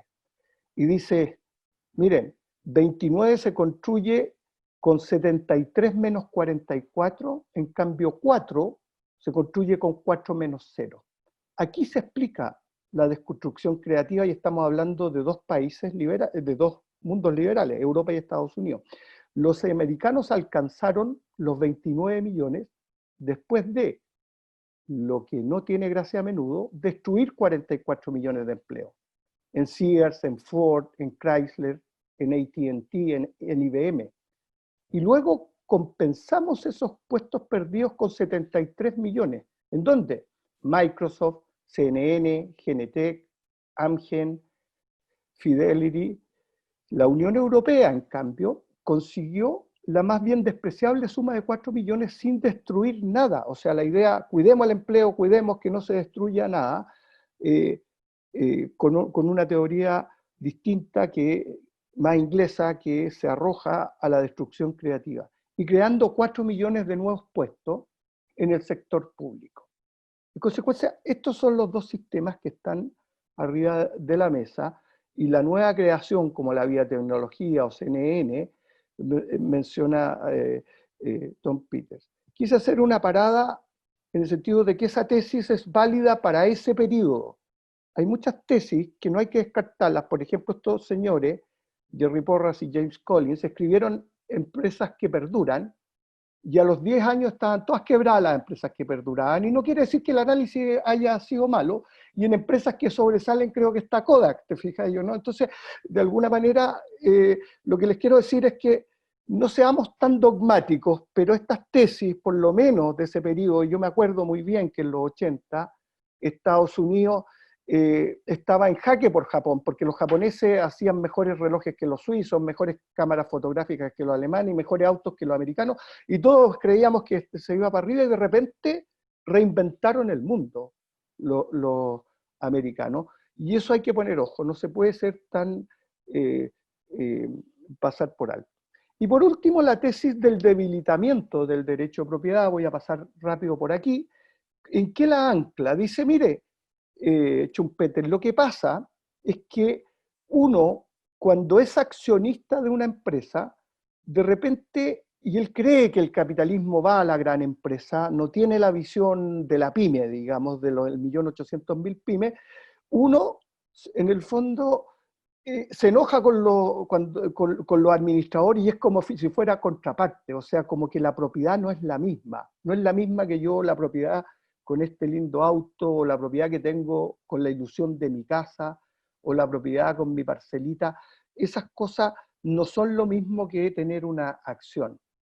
Y aquí yo quiero un poco ampliar en el marco de la discusión, sobre todo anclado en la clase 2 heideggeriana. Esto es una manera óntica de mirar la propiedad, porque la propiedad, en el fondo, uno puede ser propietario de su estilo, de su música, de su... por ejemplo, Picasso decía una broma muy divertida, no broma, decía una verdad en realidad muy divertida a un amigo cuando le dijo, yo sé crear plata, le dijo al amigo. Ah, sí, le dice, ¿cómo? ¿Querés que te lo demuestre? Sí, le decía el amigo. Ya, pásame, deben haber sido pesetas en ese entonces, pásame un billete de no sé cuántas pesetas. Se lo pasó y Picasso se lo firmó de vuelta. Y se lo pasó de vuelta y le dijo, ahora el billete vale más. Y esa firma es propiedad de Picasso. Si yo se la trato de imitar, no vale lo mismo. En consecuencia, hay propiedades como el diseño arquitectónico. Yo que soy inmobiliario, muchas veces el ser dueño de tus propios diseños te da una ventaja competitiva respecto de otros competidores. Entonces, hay un temazo, solo quiero mencionar, en el tema del derecho de propiedad, y que se va ampliando. Pero Marx, lo más importante es que ha sido un autor influyente, no solo Schumpeter habla bien de él, Popper, que le saca la mugre a Hegel y a Platón, habla re bien y Isaías Berlin, que escribió un libro que se llama Karl Marx, y también habla bien. ¿Por qué? Porque le reconocen una actitud ética. Entonces, y la verdad es que la tesis es que todas las socialdemocracias nacieron de personas que querían arreglar el capitalismo hacia causas éticas, ¿ah? Y para adelante. Entonces, y esto ocurrió en este dilema que también está presente en Chile, entre lo inglés y lo francés, entre la tradición chilena más francesa y lo último en el régimen neoportaliano más inglés, o Estados Unidos, digamos, hoy en día. ¿Ah? ¿Y qué es lo que hay ahí, digamos? En el fondo hay una discusión entre la tradición vería las causas éticas, la sociedad de naciones, John Stuart Mill, Keynes, y él ha estado como un actor fuerte, contra los que se anclan más en un liberalismo más abierto como el del siglo XIX, Milton Friedman y Hayek son los exponentes de eso, ¿ah? Y un Estado subsidiario, discusión que está hoy en día, y la destrucción creativa como tema. Pero el gran talón de Aquiles es los dos últimos puntos que están hechos con puntos de interrogación. ¿Se puede desde un sistema libre o no abordar el problema de la responsabilidad? ¿Es la filantropía un camino, como plantea Guy Sorman, para salir de este impasse? Esas son preguntas que las dejo solamente abiertas, pero las socialdemocracias, en el fondo, tienen un tema, tienen un punto, a pesar de que son paternalistas, ¿con qué? Con ser responsables con el medio ambiente. ¿Qué es ser responsable? Lo hemos dicho 1000 veces. ¿Ah? Mire la responsabilidad, no espere una explicación, mírela en cómo usted ha tenido su relación con su hijo desde chico hasta que lo deja jugar. Eso es ser responsable con algo, eso es ser responsable en una empresa, eso es ser responsable de una manera fenomenológica que se la estamos pidiendo prestada a Hans Jonas, digamos. ¿Ah? Ir en camino, ¿ah?, de la responsabilidad. ¿Mm? Entonces, también, como les dije, por el otro lado tenemos esta economía que tiende a ser más abierta y tiende a la desigualdad, según la mayoría de las cifras que dicen. ¿Cómo corregimos esto? Hayek también entra en la discusión, también por ahí, por 1950, con Camino a Servidumbre, diciendo que en el fondo en Occidente se le hacía demasiado caso a las ideas de Marx y escribe todo este libro de Camino de Servidumbre, en el cual empiezan a purificar de nuevo la ideología ideal, y esto tiene consecuencias con Milton Friedman aproximadamente de la década del 70 para adelante, cuando hemos dicho que el mundo se vuelve liberal. O sea, la prognosis de Hayek fue una prognosis adecuada. Hay quienes estiman que fue el que más le acertó dentro de los que estaban cerca, porque miremos a Schumpeter. Schumpeter dijo que el capitalismo se caía, pero descubrió el método esencial del capitalismo, que es lo que estamos discutiendo acá. ¿Ah? Bueno, esto se los paso a pasar, porque mi tesis personal es que la filantropía, que está muy bien estudiada en ese libro que aparece en la izquierda, del corazón americano, por Guy Sorman, es un camino de salida. La última parte de la charla lo vamos a destinar a la dimensión sociológica. No solo Marx dice que el lugar que ocupas en la estructura te predetermina, sino que hace otra tesis que se tiende a confundir y fusionar, y yo las quiero separar en esta parte para conversarlas por separado. Marx lo que dice es que solo va a haber dos clases: los dueños de los medios de producción, propietarios, o los proletarios, digamos. ¿Ah? Básicamente, Marx, como hemos dicho, es, es uno de los tres padres de la sociología, junto con Durkheim y Max Weber. Entonces, y esto es un fenómeno sociológico. Si la estructura donde tú trabajas te determina quién eres, ¿ah?, y esa es la tesis que queremos analizar acá.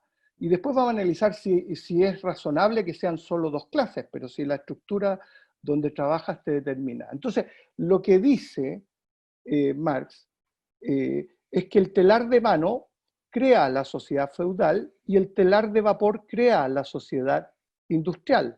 ¿Ah? O sea que estamos moldeados por nuestra pega, por quienes somos. No es el único que tiene una interpretación económica de la historia. Anterior a él, Berlin nos muestra que Saint-Simon es en quien se inspiró Marx para desarrollar su teoría económica. Entonces, ¿hay dos clases o no? Los proletarios y los propietarios, digamos. ¿Mm? O sea, este caballero y el que trabaja.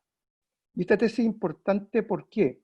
Porque el artista ya estaba reconocido por Lukács y otros a principios del siglo XX, que era una anomalía, también como los profesionales, digamos, que en el fondo no generaban la misma clase. ¿Mm?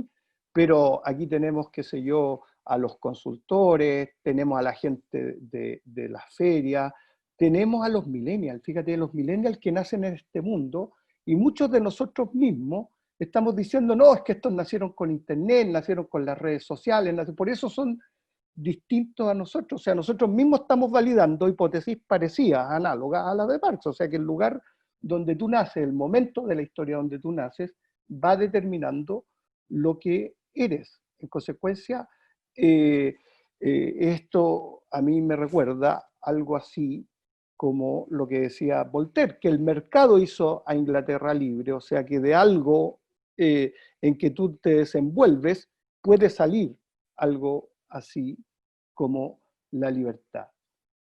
He denominado esta tercera charla del día de hoy Destrucción Creativa Ética, porque quiero conectar de lleno con lo que nos ha mencionado Rodrigo acerca de Schumpeter.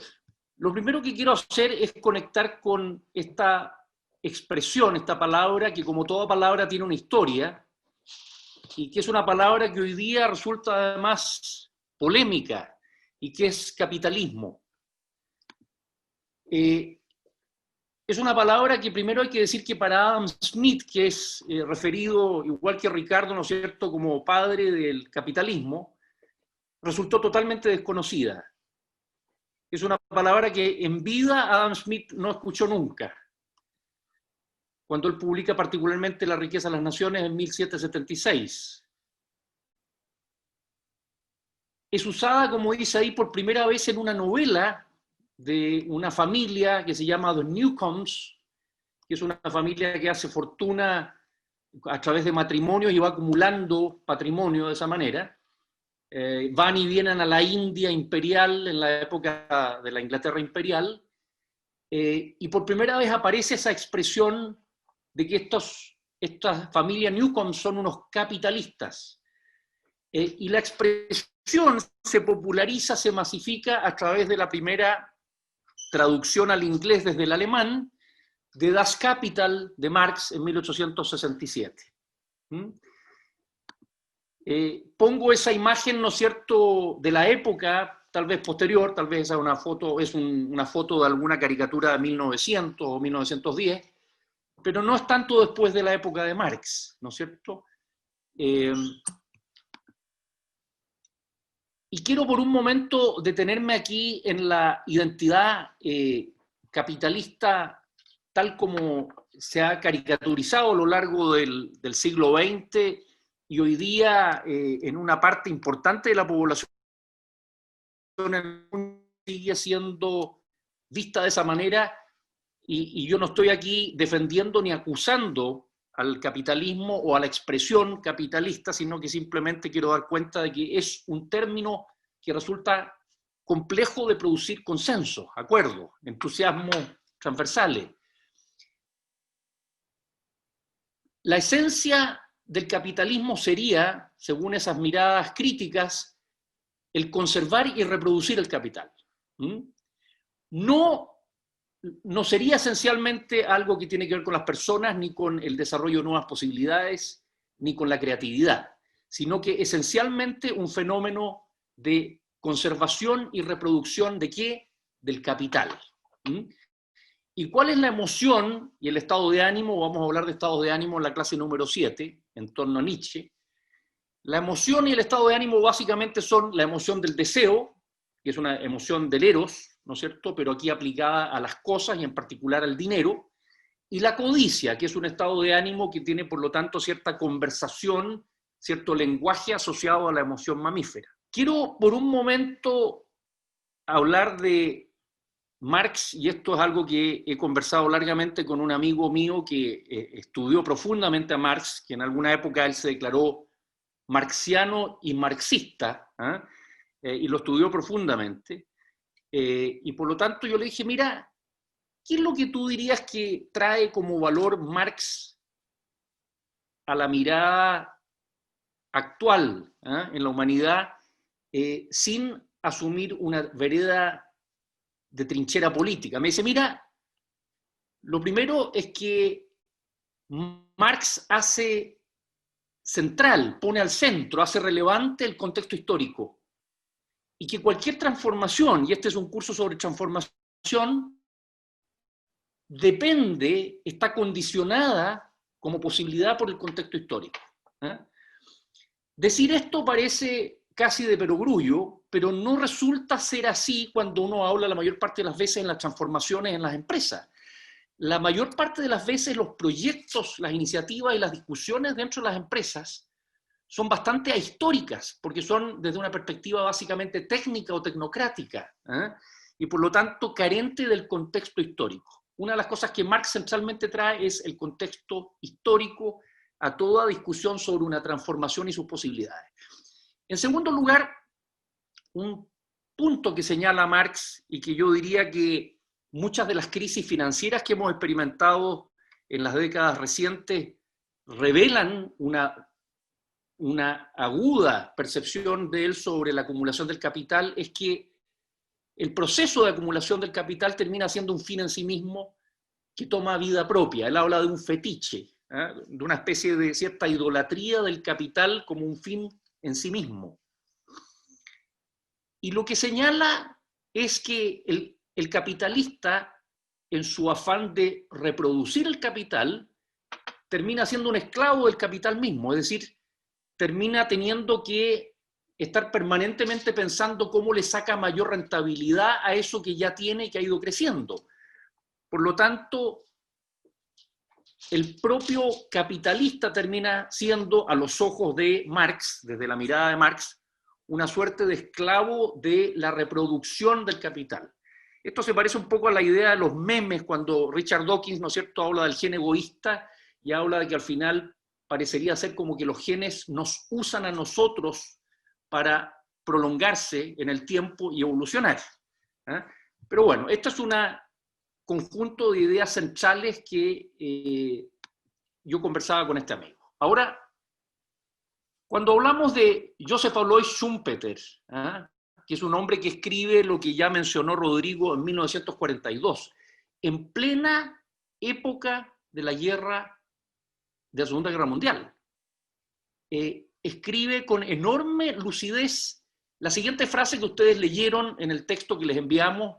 Dice: el mismo proceso de mutación industrial, y usa la palabra mutación que es de la biología, que revoluciona incesantemente la estructura económica desde dentro, no desde afuera, destruyendo ininterrumpidamente lo antiguo y creando continuamente elementos nuevos. Este proceso, y destaco la palabra proceso, de destrucción creadora, constituye el dato de hecho esencial del capitalismo. Fíjense, interesante cómo Schumpeter cambia totalmente el foco. Ya en 1942, que no era una época todavía particularmente manifiesta en cuanto a la cadencia de las innovaciones, pone el foco en esta capacidad que señalaba Rodrigo del capitalismo de destruir para ir creando capas sucesivas, ¿no es cierto?, en torno a la innovación y en torno a responder a las expectativas y a las posibilidades en los mercados. Es muy interesante este giro porque cambia la conversación entre el capital o entre el dueño de los medios productivos y el proletario, cambia el foco totalmente a un foco de la capacidad interna como proceso del capitalismo de generar permanentemente innovaciones que van sucediéndose unas a otras. Y por lo tanto una capacidad que no es tan diferente de la que uno observa en la naturaleza. Cuando un volcán, ¿no es cierto?, explota, años después empiezan a aparecer los primeros signos de vegetación, bosques, etc. Es algo similar a lo que pasa después de los incendios, es decir, hay una cierta cadencia que tiene cierta analogía con la naturaleza, como un elemento constitutivo del capitalismo. En términos de la destrucción creativa, ¿no es cierto?, habla de evolución y de evolución continua. Habla de una exploración incesante de nuevas formas de crear y de ofertar valor, que es lo que hoy día, en un tiempo, ¿no es cierto?, desde hace unos 15 años, estamos todo el tiempo hablando de innovación en las empresas. Pero insisto, este señor dijo esto en 1942. Y por lo tanto pone al centro la creatividad como un rasgo fundamental. Si nosotros nos vamos a un personaje como Milton Friedman, que ha sido muy significativo en el devenir de la economía en Chile, hago la declaración o el disclosure, como dicen los gringos, de que yo estudié en Chicago, por lo tanto, en alguna medida he sido alumno de la tradición de Friedman. No obstante que Friedman no representa en su totalidad la mirada de Chicago. La mirada de Chicago es mucho más amplia pluralista y diversa que la mirada de Friedman. Pero hay dos frases ahí extraídas literalmente de dichos de Friedman, o de escritos de Friedman, que son interesantes, porque hoy día nos resultan, diría yo, un poco incómodas, ¿eh? Pero cuando las enunció en los años 70, 80, no resultaban incómodas, resultaban casi incentivadoras. Dice, hay una y solo una responsabilidad social de los negocios: utilizar sus recursos e involucrarse en actividades diseñadas para incrementar sus beneficios en tanto se mantengan dentro de las reglas del juego, es decir, involucrándose en competir abierta y libremente sin engaños ni fraudes. ¿Eh? Pero esencialmente la responsabilidad social de los negocios está en ser lo más beneficiosos posible dentro de la ley. Y otra frase que me resulta muy reveladora, ¿no es cierto?, de la mirada de un Milton Friedman y del neoliberalismo es: la sociedad no tiene valores, la gente tiene valores. ¿Eh? Ahora, yo puedo entender que él está refiriéndose a que los valores viven en las personas, no viven en el éter, no viven en una dimensión difusa. ¿Eh? Sin embargo, apalancándome aquí en lo que decía Paco acerca de Hegel, ¿no es cierto?, y esta interpretación de Hegel del tejido social, del tejido de relaciones que somos, ¿eh? Este ser que somos, que no es un ser, un átomo, una molécula en la mitad de la nada, somos un tejido, somos una red, una web, un network, ¿no es cierto? Y la realidad digital hoy día pone eso en evidencia de manera más fundamental que nunca. Esa frase, la sociedad no tiene valores, resulta difícil de aceptar, me pasa a mí en estos tiempos, y creo que sería muy difícil que alguien enunciara eso de manera abierta, pública, sin que fuera duramente criticado. Una de las pruebas de fuego a lo que está diciendo Schumpeter, ¿no es cierto?, acerca de que el capitalismo es en esencia capacidad de destrucción creativa, es esta misma situación global de pandemia que estamos viviendo. Es decir, si el capitalismo, aunque el nombre resulte algo incómodo, es un sistema que fundamentalmente opera no tanto en torno al capital, sino en torno a la capacidad de destruir y crear sistemáticamente, entonces una prueba de fuego sería para las diversas economías liberales, para las industrias que la componen y las empresas que componen esas industrias, la capacidad que tengan de reinventarse y resurgir en forma rápida una vez que esta crisis haya cesado, producto de que haya vacunas efectivas.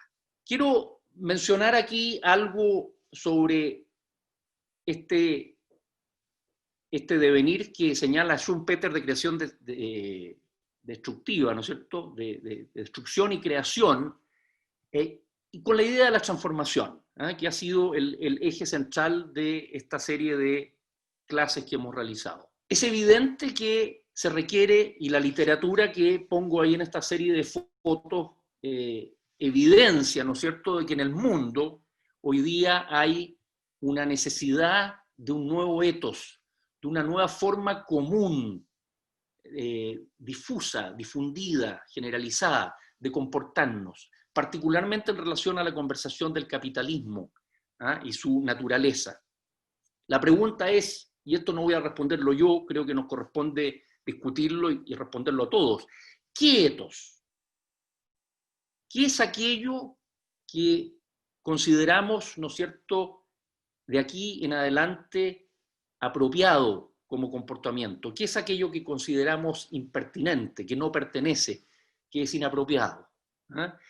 Evidentemente, estamos todos los días inmersos ya en conversaciones que tienen que ver con estos aspectos, pero a veces usamos en las empresas expresiones como sustentabilidad y jamás reparamos, jamás tenemos una reflexión profunda, rigurosa respecto de qué queremos decir realmente cuando hablamos de sustentabilidad. Sin duda que la sustentabilidad está vinculada, entre otras cosas, por ejemplo, al cuidado de la naturaleza, a la conciencia actual de la humanidad de que somos parte de un todo y que no podemos pensar de que esto no tiene límites, de que el desarrollo a expensas de la naturaleza es un juego que finalmente genera destrucción. Quiero decir aquí algo que viene en parte de la biología, en parte fundamental de la biología, y que que toda transformación, en lo esencial, lo más importante no es lo que cambia. En toda transformación, como creo haber mencionado en alguna clase anterior, y desde el origen de la vida en la superficie del planeta hace 3.800 millones de años, la esencia y en la variación de toda la evolución biológica es lo que se conserva, no lo que cambia. La pregunta es, ¿qué es lo esencial que buscamos conservar de esta realidad que denominamos capitalismo hoy en día? Y creo que esa es una discusión, insisto, que da para largo. No pretendo yo enunciar eso en nombre de nadie, y en particular no de ustedes, pero creo que es algo que debiéramos conversar de manera rigurosa en las organizaciones, en las empresas, en las instituciones. ¿Qué es lo esencial que buscamos conservar? Una de las cosas que a mí se me aparece de todo esto es que tal vez el nombre capitalismo es muy inadecuado. Porque la palabra capitalismo, si pone el énfasis, el foco central en esencialmente la multiplicación del capital, entonces sí es capitalismo. Pero yo creo que eso es algo que los mismos millennials, en todas las conversaciones que hemos tenido, evidencian que no es lo que están mirando. El mundo ya es de ellos y va a ser de ellos, no de nosotros. ¿Es eso lo que están buscando esencialmente? La multiplicación a perpetuidad e infinita del capital, cosa que sabemos por lo demás que ya no es posible, salvo que empecemos a colonizar otros planetas. Pero si el foco central es la creación de oportunidades para las personas y el intercambio de valor entre ellas, entonces me atrevo a decir que el nombre capitalismo no es el adecuado. Habría que inventar otro nombre. Es probable que a la base de la mayor simpatía o empatía que producen expresiones como emprender o emprendedor versus empresario, está esta noción del que pone el sello y el foco en la multiplicación del capital como sea, versus quienes están comprometidos con crear ciertas oportunidades que conectan con sus propios Dasein y buscando generar algo de valor para otros Dasein, utilizando la mirada de Heidegger. Finalmente, quiero mencionar, y en esta oportunidad no voy a extenderme sobre casos empresariales en detalle, nunca he tenido la ocasión de hacerlo demasiado en detalle, pero no voy a hacerlo porque me parece que esta es una conversación en ciernes, es una conversación profunda que cada uno tiene que tener en el foro de su espacio de trabajo y de desarrollo empresarial. Hay algunas experiencias que a mí me ha tocado vivir muy de cerca, una de ellas con Cemex, en el desarrollo de cemento para entrega a clientes en sectores populares en México, que posteriormente se extendió al mundo, entre otros países a Filipinas, a Egipto. No participé directamente yo en ese proyecto, pero uno de mis socios de aquella época, en el año 2000, estuvo dirigiendo el proyecto, por lo tanto tuve permanentemente cercanía y conocimiento en profundidad que trató. Pero esto se trató finalmente de vender cemento en la capacidad de compra de la gente en los sectores populares. Te entrego un saco de cemento en pequeñas cantidades, porque si llueve se fragua el cemento. Te voy entregando ladrillos en la cantidad que los requiere. Vamos generando comunidades de ahorro y pago para permitir la construcción sistemática. El caso de Ampla, en donde desarrollamos toda una modalidad de conectar el consumo eléctrico en las favelas en Brasil, en Río de Janeiro, con la capacidad de la gente de tener semanalmente, no mensualmente, de manera de evitar la morosidad. El caso del clúster minero de HP Billiton en Chile, que es un caso bastante conocido y difundido, que partió el 2008 y nos tocó participar activamente en eso, en el diseño y despliegue, y que tiene que ver con cambiar la forma de relacionarse con los proveedores, haciendo innovación, como Schumpeter, ¿no es cierto?, lo señala, pero también en relaciones de mayor simetría y cuidado mutuo, y no de relaciones transaccionales desde un actor más poderoso que lo que busca es esencialmente capitalizar para sí mismo la mayor parte del beneficio. Esto se repitió en experiencias en torno a la mantención en Arauco, en diversas plantas a partir del año 2011, y quiero mencionar, y tenemos entre nosotros a Enrique Alania, que fue el líder de este proyecto, en el clúster minero peruano, con Antamina, en donde también en torno a la innovación y en torno a relaciones de mayor simetría se generaron oportunidades económicas y de desarrollo, de innovación tecnológica en torno a la minería peruana. Eso es, muchas gracias, estoy exactamente en el tiempo, muy amable. Bueno, la duda surge en esto de, por un lado, empieza a aparecer como este sentir de que el modelo económico no nos tiene satisfechos, de que desde el punto de vista ambiental, políticas, sanitarias, como incluso también todo el tema del comportamiento de los políticos o socialmente nos estamos comparando, como que todo empieza a ser una crisis y esto se empieza a ver como complejo en la medida en que son distintos elementos, ¿cierto? Empiezan a confluir. Si yo dejara por un lado quieto como que el conocimiento no está desarrollándose, pareciera ser que esto es por el sentir. Empiezo a sentir que esto y empieza a generar esta complejidad, esta sensación de transformarnos o de cambiar. Pero por otro lado sabemos que el conocimiento de alguna forma está avanzando, tenemos más información y a lo mejor es eso lo que nos hace ver el mundo distinto y por lo tanto replantearnos. Entonces, la duda es el sentir o es el conocer lo que nos hace de alguna forma ver el mundo distinto y por lo tanto esa necesidad de cambiar, porque también las tecnologías o todo lo que se está viendo nos ofrece oportunidades. Entonces, es como si uno mirara desde el lado positivo, es porque tengo oportunidades que estoy viendo el mundo distinto, que antes no lo veía, o es porque estoy sintiendo que esto ya me tiene como harto por la forma en cómo ha ido evolucionando, que lo estoy dejando atrás. Entonces, esa es como la duda que planteo, y obviamente en la medida en que tenemos más tecnologías, también esta conexión que tú decías, que no somos personas individuales, sino que nos conectamos, no solo nos conectamos por familia, por el entorno donde trabajamos, sino que ahora nos conectamos mucho más porque manejamos información y porque incluso somos de comunidades donde manejamos intereses y la información está fluyendo mucho más rápido. O si eso también está influyendo en este aceleramiento tal vez de los cambios que estamos viviendo o esperando. Yo diría que sí, yo diría que los tres son factores que claramente se pueden reconocer, ¿no? Por un lado, está clarísimo que, bueno, se generan nuevas sensibilidades, ya sea a partir de la experiencia de algo intolerable, de algo que te afecta en primera persona, ¿verdad? Y que finalmente... Pero eso solo no bastaría si, por ejemplo, tuviéramos un discurso dominante que dijera así son las cosas y así tienen que seguir siendo, ¿verdad? Uh-huh.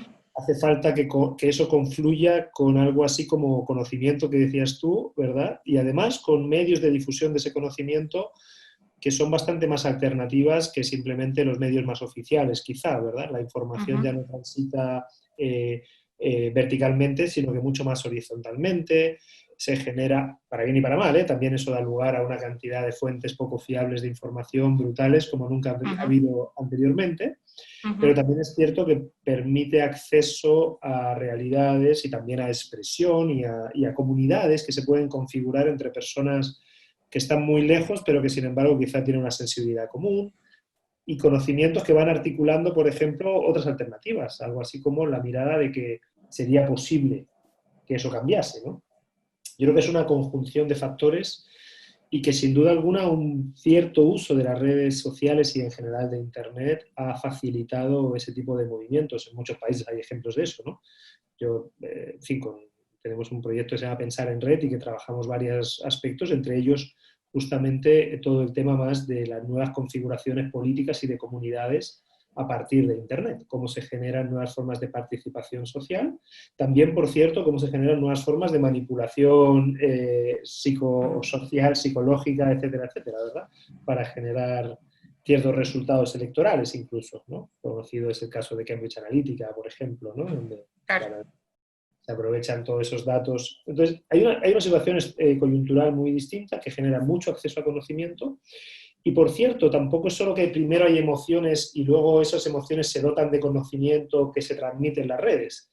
Las redes generan emociones, ¿verdad? Esos conocimientos a los que accedemos también, por ejemplo, quizá nos hacen pensar que la situación es más grave de lo que es, o más esperanzadora de lo que es, o simplemente nos ponen en conexión con posibilidades que hasta entonces no teníamos y eso nos genera nuevas emociones o más indignación ante la propia situación, etcétera, ¿no? O más esperanza, o todo lo contrario. En fin, yo creo que ahí efectivamente es un escenario complejo de actores que están como una red, de nuevo, ¿no?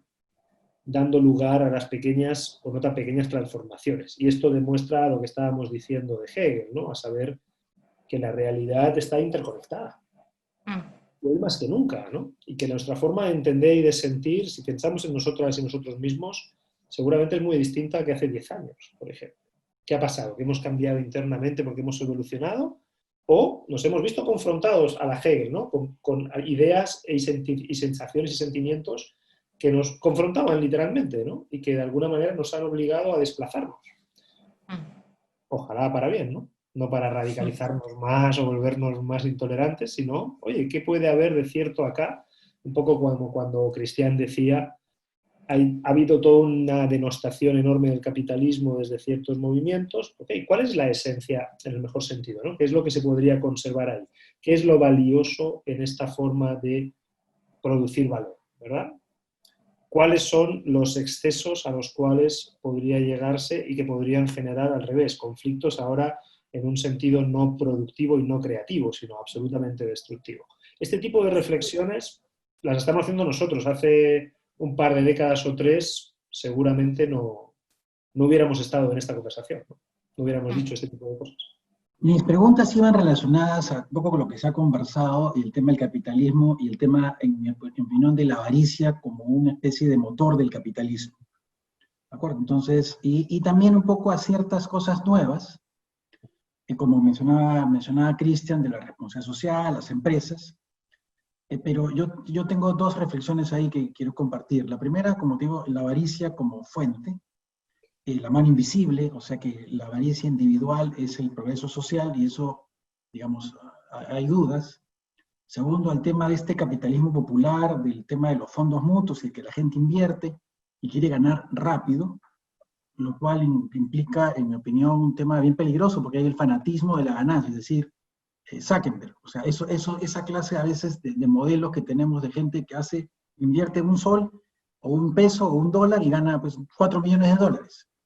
Con que eso, digamos, podría ser un caso, pero podría ser hasta juzgado de inmoral, porque, en mi opinión, digamos, ciertamente yo soy jesuita, ganarás el pan con el sudor de tu frente. Se supone que si no hay sudor, pues no hay ganancia. Entonces tiene que haber alguna relación. Cuando deja de haber relación es porque alguien está ganando del sudor de otra frente, y llegamos a temas marxistas y qué sé yo, pero que tienen un sustento en que, lamentablemente, en los últimos 30 o 40 años, quizás un poco más, se acrecientan las diferencias en la sociedad, ¿no es cierto? Y yo creo ahí que las personas y las empresas creen, y voy a hablar por mí, yo trabajo en una empresa, obviamente, creen que nuestra responsabilidad es bien limitada, o sea, hacer bien las cosas, pagar a nuestros empleados, hacer algunas cosas bien, y ahí queda, ¿no? Y yo creo que ahí quizás habría que hacer una revolución, el tema. De hecho, uno que han comentado usted, que es Bauman, menciona que la gran revolución del futuro se va a dar en los corazones de las personas. Es decir, como que tiene que haber un cambio, y relacionado justamente a la pregunta de Nancy, o sea, un cambio en el sentir de las cosas. O sea, nosotros sentimos que lo que pasa no es responsabilidad nuestra, es responsabilidad de otros. Y como todos son los otros, tenemos un problema. Y ahí yo justamente sugería lo que decía Paco, de revisar algunas teorías de Rawls o de Amartya Sen, no sé, como que la economía tiene límites. Bueno, ok, los límites de la economía, porque al final, ¿para qué ahorramos dinero? ¿Para que el dueño de la compañía se compre un yate más grande? O sea, ese es el sentido.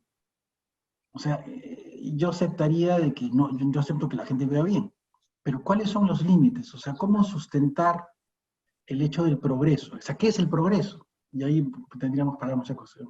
Pero básicamente es una preocupación por eso, ¿no? Por la avaricia, por la codicia, como motor de la humanidad. Yo comparto absolutamente, Enrique, tu visión, y justamente todo el camino de estas charlas en la transformación involucran mirar mejor los fenómenos y poner lo que tú estás diciendo. Lo que habla John Rawls es absolutamente complementario. John Rawls se preocupa y Paco nos puede complementar después, de una teoría de justicia, y la justicia como imparcialidad, y que son estas líneas que traté de notar que surge algo intermedio, que son las socialdemocracias, que como vimos en la frase de Tom Peters, en el fondo se preocupa de cuidar los trabajos y hay un sentido de responsabilidad. Y como dice Isaías Berlin, los valores se van a conflictuar. O sea, no tenemos que tenerle susto a la destrucción creativa porque va creando nuevos mundos, pero tienen que conversar los tres mundos que están ahí. El mundo de las causas éticas, el mundo imagínate, Marx escribió entre 1840 y 1870, él veía un mundo limitado y ya veía que estaba predeterminando el lugar donde trabajabas. Schumpeter con 70 años más pudo ver mucho más y pudo ver el fenómeno de la destrucción creativa con más claridad. Entonces, como esto, estamos tratando de mirar todos los ángulos y las empresas B que Esteban después le va a responder Cristian, son un ejemplo de eso, y la ética millennial, por ponerle un tema, es un ejemplo de una sociedad en que pueden convivir más cosas, el ejemplo de la filantropía en Estados Unidos. Entonces, quizás esto es un ataque al reduccionismo, al monismo, y a la idea de Berlin que vamos a ver en la próxima clase, de que a lo mejor ser excesivamente racional, excesivamente cartesiano, excesivamente tener que escoger cuál es la mejor, cuando aquí de repente necesitamos una sociedad pluralista en que puedan convivir todas esas cosas, y yo lo veo absolutamente posible, Enrique, digamos. O sea, el desafío es hacer una sociedad más compleja, en donde no matemos a otros, o sea, matemos ideas, no matemos, Berlin habla del jardín más diverso de flores, entonces todo lo que tú dices no lo puedo compartir más y te agradezco la reflexión. Yo quisiera reaccionar a lo que señala Esteban ahí. Él señala, ¿no es cierto?, de que a pesar de lo que yo decía, existen empresas como las empresas B, por ejemplo, que suscriben un cierto código ético de comportamiento y de adopción de valores, y eso es, sin duda, eso es parte de lo que ha estado pasando en los últimos 20 años probablemente. Aquí estamos dando cuenta no estamos descubriendo nosotros nada, simplemente estamos dando cuenta de fenómenos que ya están teniendo lugar en el mundo, y efectivamente, así como hay empresas B, a mí me ha tocado trabajar con algunos emprendedores de empresas B en Chile, y también con otros emprendedores jóvenes, millennials, que no son empresa B, pero que tienen convicciones valóricas muy fuertes en su agenda emprendedora. Y yo creo que lo que está ocurriendo es que a medida que haya más emprendimientos nuevos de gente más joven, se va a ir diluyendo este efecto histórico, ¿no es cierto?, de muchas veces de grandes corporaciones que históricamente han tenido una mayor distancia respecto de estos compromisos más valóricos. Y que es natural que así sea, vienen de otros tiempos. Esto es como cuando uno se queja de que el abuelo de uno o el padre de uno tiene ciertas opiniones muy fuertes, que probablemente nuestros hijos piensan lo mismo de nosotros. Bueno, hay una evolución, hay una creciente sensibilidad y poner al centro el cumplir con ciertos principios y ciertos comportamientos, cierto ethos en las empresas, donde yo hoy día observo todavía con cierta suspicacia, es que en muchas grandes corporaciones se usan mucho ciertas palabras, se fabrican muchos informes para responder a ciertos criterios y a ciertas certificaciones, pero veo una ausencia bastante generalizada de una reflexión profunda, sincera, genuina, abierta, pluralista, en la cual finalmente se genere este ethos y esta conciencia como producto de un proceso. Por lo tanto, evidentemente subsiste hoy día en el mundo mucha sospecha fundada respecto de hasta dónde algunas corporaciones adoptan ciertas narrativas, porque lo que buscan en el fondo es validarse o cumplir con ciertos checklists, ¿no es cierto?, para ciertos inversionistas, etc. Pero la importancia de que realmente haya una discusión genuina. el desarrollo de la comprensión de la responsabilidad social empresarial que se ha dado, y hay 4 por lo menos generaciones y 4 formas de irlo entendiendo y volviéndose cada vez más inclusivas, ¿verdad? Cada vez más con una conciencia justamente sistémica como la que veíamos en Hegel, es decir, que las empresas son parte de un mundo, ya ni siquiera de una sociedad, ¿verdad? Y tienen una responsabilidad con el mundo en su conjunto y con las personas, ya no solo con los trabajadores siquiera, ¿verdad? Cosa que sería la generación anterior. Pero todo eso tiene mucho que ver con cuáles son, como por así decir, justamente las responsabilidades que tiene la acción empresarial o la acción económica en general. Y cuando veíamos la frase de Friedman que tú ponías en tu presentación, ¿verdad, Cristian? Se veía que eran bien limitadas. Bueno, lo que se trata es de, digamos, generar más beneficio, por decirlo bien cortamente, ¿no? De eso se trata. Y querer pedirle más es pedirle demasiado, ¿verdad? Eso liga con una mirada que hace también del Estado algo que tiene que ser mínimo, que es la mirada libertaria, de la cual Friedman es un ejemplar, ¿verdad? Es el libertarismo, que es una lectura que hacen en Estados Unidos de la escuela austríaca, económica austríaca, ¿no? Sobre todo de von Mises y del propio von Hayek, que luego fue profesor, por cierto, en Friburgo, donde el propio Heidegger fue profesor, ¿no? A saber, la teoría del Estado mínimo. El Estado debe limitarse a garantizar que los actores económicos no hacen trampa, en pocas palabras. Es decir, que nadie se salta las reglas. Si te acuerdas, en la cita de Friedman aparecía eso mismo. Multiplicar los beneficios sin hacer trampas. Si tú haces eso, ya nadie te tiene que reclamar nada más. No tienes por qué dar nada más. Si lo quieres dar, dalo. Filantropía, qué sé yo, ¿no? Eso es cosa tuya, ¿verdad? Beneficencia, puedes hacerlo. Pero en tanto empresa no estás obligada a nada más. En tanto actor económico no debes nada más al conjunto. Esa sería un poco la mirada, ¿verdad? Y por eso lo mismo, las sociedades no tienen valores, son los individuos y, por cierto, valores muy diversos. Así que nadie tiene el derecho de decir qué valores deberían dominar. Y menos que nadie el Estado, de nuevo. En el libertarismo es una concepción radical del liberalismo según la cual el Estado tiene que ser mínimo. Lo único que tiene que tener son funciones jurídicas y de defensa. Garantizar la autonomía y la integridad de cada uno de los actores económicos. Que nadie abuse de su poder ilegítimamente. Dado eso, no hay ningún otro aspecto en el que se deba responder. Enrique mencionaba, en cambio, Rawls, por ejemplo, como alguien que dice, no basta con eso. Debemos preocuparnos porque no se generen desigualdades excesivas, ¿verdad? Y luego, si quieren, un día les explico cómo lo arma Rawls y cómo lo presenta, ¿verdad? Pero en definitiva lo hace a partir de una idea de que si todos pudiéramos elegir ciegamente qué lugar nos tocaría ocupar en una sociedad que nosotros, de la cual nosotros formuláramos los principios, es decir, si ahora tuviéramos que decir cómo serán los principios sociales de la sociedad que nosotros, este grupito, vamos a formar. Pero no sabemos qué lugar nos va a tocar después. Puede que después seamos una mujer negra, inmigrante y pobre, ¿ya? Por decir un grupo claramente discriminado en términos sociológicos, ¿verdad? Tú no sabes, quizá te toca eso.